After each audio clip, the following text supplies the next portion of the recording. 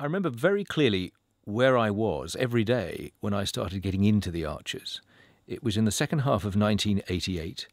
I was living in Leicester, and I used to travel between Leicester and either Birmingham or Nottingham for work, because I was presenting on BBC Midlands Today television. The World at One would finish at 20 to 2, as it did back then, and up would pop the Archers. And it was one of those situations where for the first few occasions I really wouldn't pay it a great deal of attention. The theme music was there, I didn't bother to turn it over, I half listened to what was going on, didn't really know who people were. But gradually there was just enough left in each episode for me to think, oh, I wonder what's going to happen to them tomorrow. And I reckon it took about 6 to 8 weeks. And at the end of that 8 weeks, I was hooked, and I've stayed with it ever since.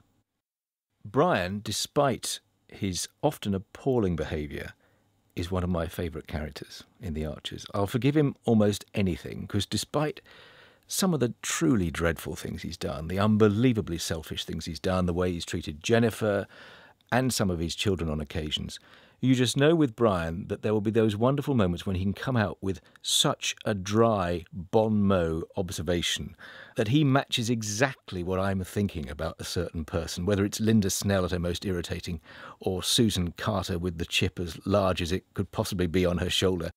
I have what I think can only be described as a love-hate relationship with Susan Carter. I remember when she was jailed, and I was secretly quite pleased about it, because there was that ridiculous campaign launched, keep Susan Carter out of jail, and letters to newspapers and stuff. And I remember thinking, actually, I'm rather glad to see her inside. She's a menace.